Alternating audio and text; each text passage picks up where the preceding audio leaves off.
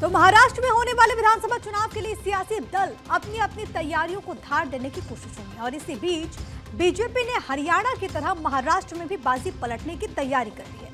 हरियाणा में जिस तरह बीजेपी ने कांग्रेस को पटखनी देते हुए नतीजों को अपने पक्ष में किया और फिर जीत की हैट्रिक लगा दी, कुछ उसी तरह महाराष्ट्र में भी कांग्रेस और उसके गठबंधन महाविकास अघाड़ी को चुनावी दंगल में धूल चटाने की तैयारी है।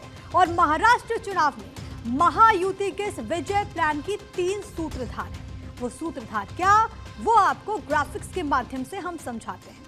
महाराष्ट्र जीत के लिए मोदी का चेहरा, शाह की रणनीति, आरएसएस का संगठन। सबसे पहले और सबसे अहम किरदार है ये प्रधानमंत्री नरेंद्र मोदी, जिनका चेहरा जीत को सुनिश्चित करेगा।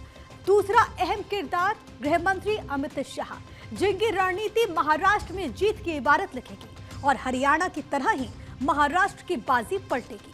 और तीसरी है आरएसएस का संगठन, महाराष्ट्र के रण में बीजेपी की जीत को सुनिश्चित करने के लिए यह काम कर रहा है।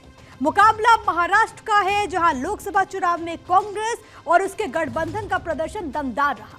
शरद पवार की मजबूती बढ़ी और उद्धव ठाकरे ने कड़ी चुनौती दी और कांग्रेस ने करिश्मा कर दिखाया। नतीजे थे 48 लोकसभा सीटों में 30 पर इंडिया अलायंस की जीत। ये नतीजे हरियाणा से भी बड़े थे, लिहाजा जीत की तैयारी भी बड़ी है। चुनाव के मद्देनजर आरएसएस ने महाराष्ट्र के लिए 3 मंत्र तैयार किए। वो 3 मंत्र क्या, वो भी आपको समझना चाहिए।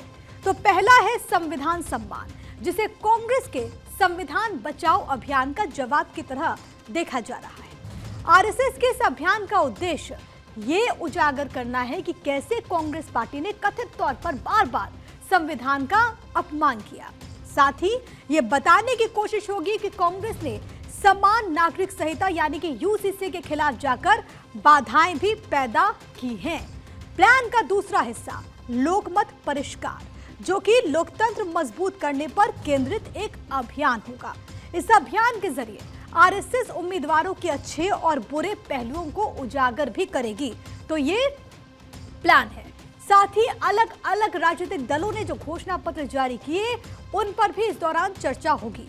और तीसरा अभियान है सजग बनो अभियान। अभियान के तहत आरएसएस की कई बैठकें होने वाली है। तो ये एक सीरीज होगी। इसमें आरएसएस लोगों से वोट डालने से पहले सावधानी से सोचने का आग्रह करेगा। इसके साथ ही लोकतंत्र की पवित्रता बनाए रखने के महत्व पर भी जोर दिया जाएगा।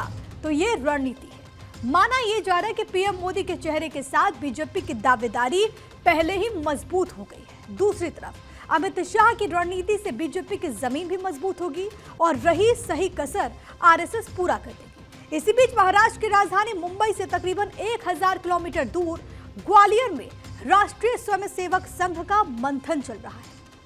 ग्वालियर में आरएसएस का विविध संगठन प्रचारक वर्ग दीपावली से शुरू हुआ, जहां पर आरएसएस प्रमुख ने सभी प्रांत के प्रचारक और पदाधिकारियों के साथ मीटिंग की। 31 अक्टूबर से शुरू हुआ प्रशिक्षण वर्ग 4 नवंबर तक चलेगा। इसमें आरएसएस के 31 संगठनों के 554 प्रचारक शामिल हुए।